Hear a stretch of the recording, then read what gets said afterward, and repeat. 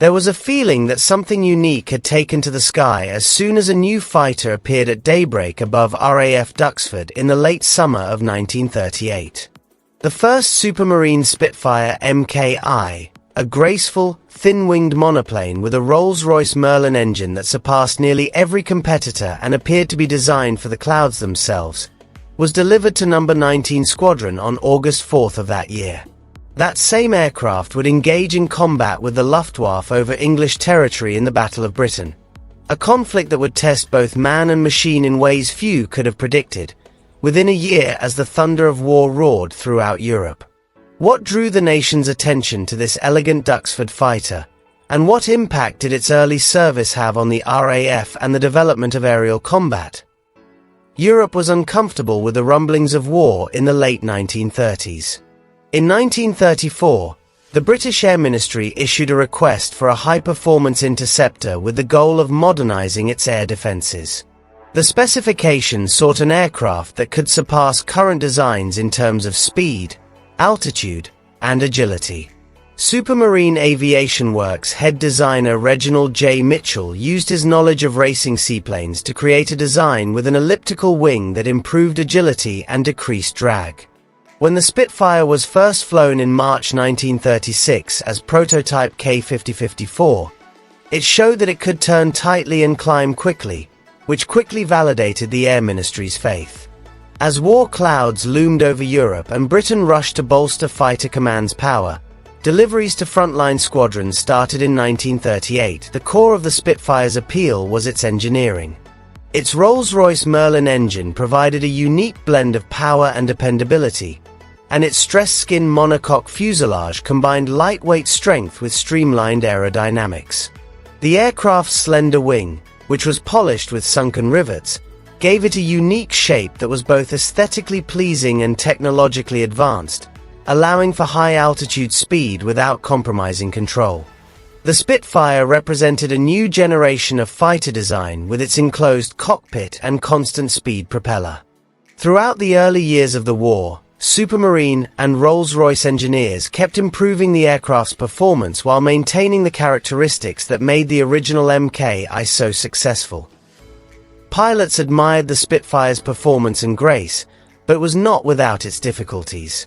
Fighter command occasionally experienced conflict due to the allocation of resources between Spitfires and the more frequent Hawker Hurricanes, and maintenance staff found it difficult to handle the demands of the Merlin power plant in its early years of operation.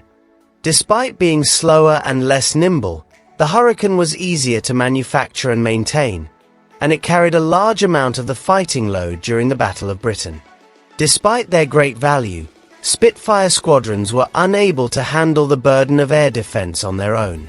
Furthermore, Mitchell's cancer-related death in 1937 put a shadow over his colleague Joseph Smith, who had to steer the program through wartime demands and ongoing innovation. The Spitfire was more than just a machine to the pilots who flew them.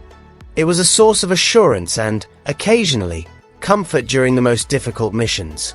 The fighter's responsiveness in dogfights, its ability to climb into thin light above the channel, and the visceral excitement of matching wings with a Messerschmitt Bf 109 were all mentioned by British and Commonwealth airmen, many of whom were just out of their teens.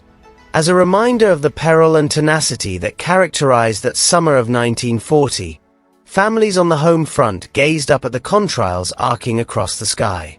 Images of Spitfires in formation, a symbol of resiliency while London and other cities faced constant bombing, boosted the country's morale in terms of operations.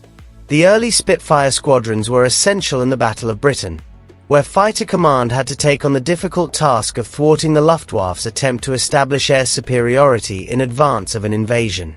The Spitfire's superior performance meant that its squadrons suffered proportionately fewer losses and were frequently tasked with fighting the more nimble German escort fighters, even though Hurricanes outnumbered Spitfires and destroyed more enemy aircraft.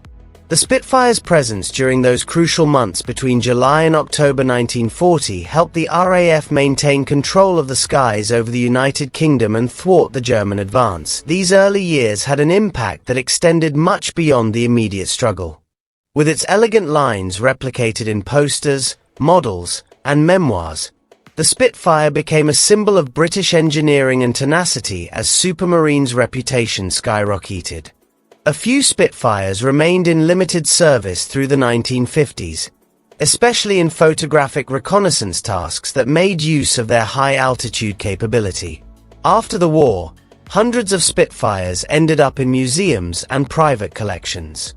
As jet fighters supplanted piston engine designs, the last operational Spitfire flights took place in the mid-1950s, signaling the end of an era. Spitfires that have survived are now prized artifacts from a significant period in aviation history. When restored aircraft fly at air shows, the unique roar of its Merlin engines reminds onlookers of a time when nations' futures were at stake. Some, such as the MKIN 3200, have even recovered from wartime losses and made a comeback to the sky after being buried under sand or dirt for decades. These aeroplanes, which represent both scientific prowess and unwavering bravery, are monuments to the men and women who constructed, maintained, and piloted them. The tale of the Spitfire's early years, from the grassy dispersion strips of Duxford to the bloody duels over southern England, remains a monument to human perseverance in the face of adversity as we reflect on a more subdued era. Its legacy lives on not just as a symbol of a pivotal conflict, but also as a testament to the skill, selflessness, and determination that saw nations through their darkest moments. Please think about subscribing for deliberate investigation and respectful remembering if you appreciate this type of historical meditation and would like more grounded insights into the technologies and times that changed history.